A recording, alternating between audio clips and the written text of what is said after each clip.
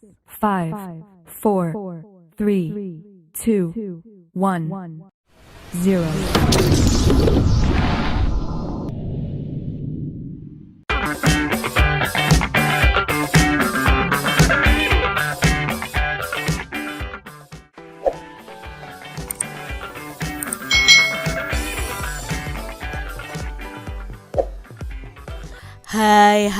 Hai, selamat datang di channel YouTube Kak Citra. Apa kabar adik-adik semuanya? Kak Citra berharap kalian dalam keadaan yang baik, sehat, dan siap untuk belajar ya. Hari ini kita akan belajar bersama-sama untuk mata pelajaran tematik kelas 3. Kita belajar di tema 7, Perkembangan teknologi, subtema 1, perkembangan teknologi produksi pangan, pembelajaran yang ketiga. Mari adik-adik kita belajar dengan penuh semangat ya. Adik-adik perhatikan gambar berikut ini. Hari ini rumah Lani dikunjungi oleh Bibi. Udin, Edo, Beni, Dayu, dan Siti juga berkunjung ke rumah Lani. Mereka berkumpul di ruang makan. Bibi Lani bekerja di pabrik pengolahan makanan. Bibi menceritakan macam-macam cara mengolah bahan makanan. Bibi menunjukkan teks bacaan tentang teknologi pangan. Udin, Edo, Beni, Dayu, Siti, dan Lani membaca bersama-sama. Nah, ini adalah bacaan tentang hasil teknologi pangan. Mari adik-adik kita baca ya. Manusia butuh makanan terus-menerus. Bahan makanan yang diperlukan berasal dari hasil panen. Panen terjadi pada waktu tertentu saja. Oleh karena itu, dicarilah cara agar makanan dapat bertahan lebih lama. Agar makanan selalu tersedia, manusia mulai menggunakan teknologi pangan. Teknologi pangan merupakan suatu cara untuk mengolah bahan makanan. Kacang kedelai misalnya dapat diolah menjadi tahu, tempe, dan susu kedelai. Mangga dan stroberi bisa diolah menjadi manisan dan selai adik-adik. Daging dapat diolah menjadi bakso, sosis, dan kornet. Teknologi pangan penting untuk menghasilkan jenis makanan baru. Selanjutnya, makanan olahan tersebut disimpan dalam kaleng atau dalam plastik kedap udara. Kedap udara ini maksudnya adalah tidak dapat dimasuki oleh udara adik-adik. Proses penyimpanannya dapat membuat makanan ini lebih awet. Nah, ini tadi bacaan tentang hasil teknologi pangan. Carilah jenis makanan baru yang dihasilkan oleh teknologi pangan. Nah, kelompokkan jenis makanan hasil panennya dan makanan hasil teknologi pangannya. Kalian bisa tuliskan dalam bentuk tabel seperti ini adik-adik. Misalnya, hasil panennya kacang kedelai. Nah, kacang kedelai itu bisa diolah dengan teknologi pangan menjadi apa? Oh, menjadi misalnya di sini tahu, tempe, ya ini kacang kedelainya, menjadi susu kedelai ya. Lalu mangga atau buah-buahan itu hasil panennya bisa diolah menjadi apa dengan teknologi pangan supaya lebih awet, maka diolahlah menjadi manisan seperti ini. Ada manisan mangga, manisan salak ya, dan lain sebagainya. Lalu untuk hasil panennya dari peternakan itu daging. Nah, daging ini supaya awet bisa dibuat apa? Misalnya bisa dibuat bakso, bisa dibuat sosis, bisa dibuat kornet tadi adik-adik. Dan di sini misalnya hasil panennya stroberi. Nah, stroberi ini misalnya bisa dibuat selai roti ya adik-adik. Jadi hasil panen itu akan diolah dengan teknologi yang ada supaya hasil olahannya itu menjadi lebih awet lagi adik-adik untuk digunakan manusia. Adik-adik, amatilah kalimat yang berwarna merah pada teks hasil teknologi pangan. Kalimat tersebut merupakan kalimat utama pada setiap paragrafnya. Adik-adik tentunya masih ingat ya apa itu paragraf, sudah Kak Citra jelaskan di pembelajaran sebelumnya. Nah, bacaan ini itu ada 3 paragraf adik-adik. Nah, setiap paragrafnya itu memiliki kalimat utama. Kumpulan kalimat utama disebut dengan ringkasan. Misalnya di paragraf 1 ini kalimat utamanya adalah manusia butuh makanan terus-menerus. Lalu di paragraf kedua, agar makanan selalu tersedia, manusia mulai menggunakan teknologi pangan. Di paragraf yang ketiga, teknologi pangan penting untuk menghasilkan jenis makanan baru. Nah, kalau kumpulan kalimat utama ini dijadikan satu, itu bisa disebut dengan ringkasan. Ringkasan itu biasanya isinya adalah inti dari bacaan tersebut. Tuliskan kembali kalimat utama dari setiap paragraf agar dapat terbentuk ringkasan. Nah, contohnya di sini ya, dari bacaan ini ringkasannya seperti ini adik-adik. Manusia butuh makanan terus-menerus. Agar makanan selalu tersedia, manusia mulai menggunakan teknologi pangan.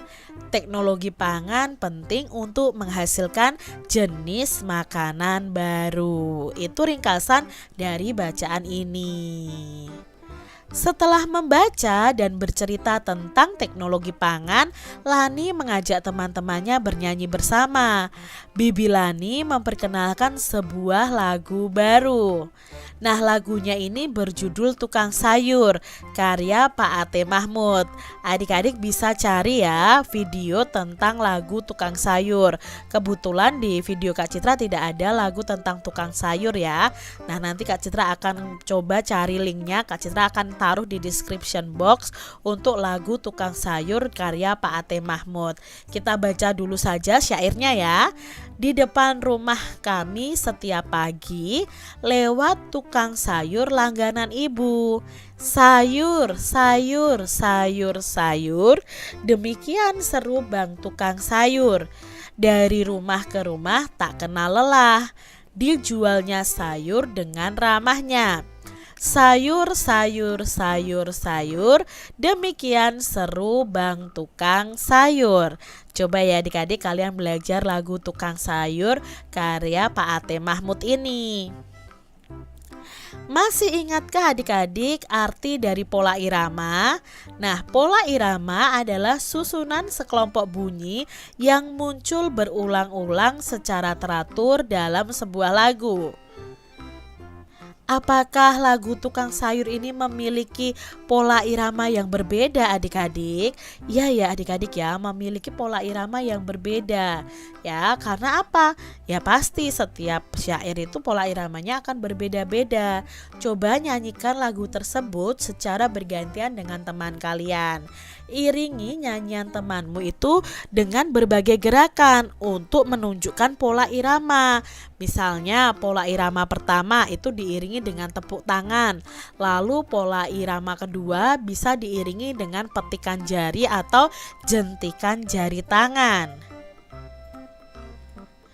Pada lirik lagu tersebut, pola irama yang berbeda itu ditandai dengan gambar alat musik yang berbeda. Nah, di sini ada gambar suling, ada gambar kecapi dan gambar kendang. Nah, ini menunjukkan bahwa setiap syair lagu ini dinyanyikan dengan pola irama yang berbeda. Bibi Lani membeli tempe di tukang sayur. Warnanya putih dengan kumpulan kedelai di dalamnya adik-adik. Lani dan teman-teman mengamatinya. Tempe yang dibeli Bibi cukup besar. Udin mengajak teman-teman mengukur luas permukaan bidang tempe. Tempe tersebut berbentuk persegi. Udin mengukur luas tempe menggunakan potongan segitiga yang terbuat dari daun pisang. Nah, di sini ya adik-adik ya, potongan segitiga daun pisang merupakan alat ukur yang tidak baku. Tempe yang berbentuk persegi dapat dipotong menjadi bentuk segitiga. Nah, ini ya, awalnya persegi bisa dipotong menjadi segitiga dengan dibagi menjadi dua pada garis diagonalnya adik-adik. Tapi kalau dijadikan satu lagi ya ini bentuknya persegi lagi nanti. Persegi dan segitiga dapat dijadikan alat ukur luas permukaan suatu bidang. Kalau ada satu satuan luas atau satuan persegi, ini adalah satu satuan persegi. Kalau hanya setengah ya, hanya setengah satuan persegi. Tapi kalau setengahnya ada dua atau dua satuan segitiga, maka itu sama dengan satu satuan persegi. Karena kalau segitiga ini ditempelkan bersama-sama ya bentuknya akan menjadi persegi lagi adik-adik. Hitunglah luas permukaan bidang berikut ini. Pada pembelajaran sebelumnya kita kan sudah belajar ya tentang ini. Nah adik-adik, berapa sih luas bagian ini, gambar ini? Ada berapa persegi satuan? Yuk kita hitung. Kita hitung yang utuh dulu ya. Misalnya yang ini. Jadi yang perseginya utuh 1, 2, 3, 4. Nah sekarang yang berwarna biru ini adalah setengah ya, yang berwarna biru, dan ada dua setengahnya. Berarti ini bisa kita jumlahkan, setengah ditambah setengah itu sama dengan 1 persegi satuan. Maka di sini setelah 4 Kak Citra tulis 5 di sini karena ini dan ini itu 1 persegi satuan. Jadi luas gambar ini adalah 5 persegi satuan.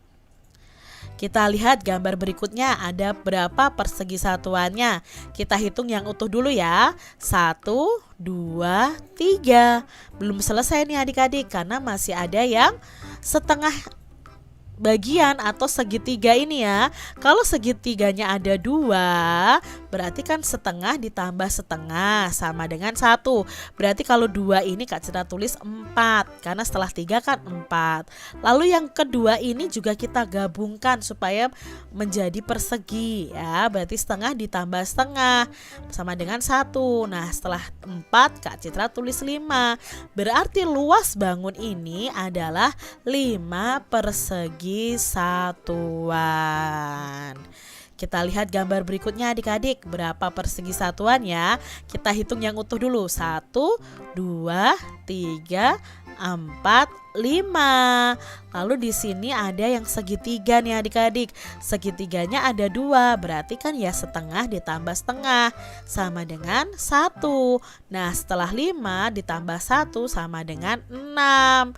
Nah berarti luas ini ada 6 persegi satuan. Kita lihat berikutnya adik-adik ya, ada berapa persegi satuannya? Kita hitung 1, 2, 3. Mengapa ini 3? Karena ini walaupun dibagi 2 tapi dijadikan 1 kan otomatis sudah menjadi persegi. Ya, segitiganya ada 2 tapi dijadikan 1, otomatis ini 1 persegi satuan ya. Setelah 3 ini 4, 5. Jadi luasnya ada 5 persegi satuan. Selanjutnya adik-adik ada berapa persegi satuan ya luasnya? Kita hitung 1, 2, 3. Lalu yang bentuk segitiganya juga ada 2, berarti nilainya nanti 1 karena setengah ditambah setengah sama dengan 1. Nah satunya ini kita jumlahkan dengan ini, berarti ada 4 persegi satuan.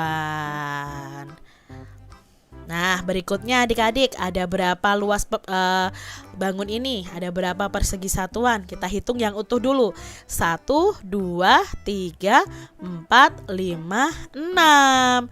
Nah, yang setengah kita jumlahkan adik-adik. Setengah ditambah setengah sama dengan 1. Nah, berarti di sini ada 7. 7 persegi satuan. Itu luasnya. Demikian tadi adik-adik pembahasan kita di tema 7, subtema 1 pembelajaran yang ketiga. Semoga video pembelajaran ini bermanfaat untuk adik-adik semuanya. Dan sampai jumpa lagi di video pembelajaran Kak Citra selanjutnya. Tuhan memberkati. Jangan lupa tekan tombol subscribe, lalu tekan loncengnya, tekan juga tombol like, lalu share ke media sosial kalian. Jangan lupa untuk ikuti media sosial Kak Citra. Terima kasih.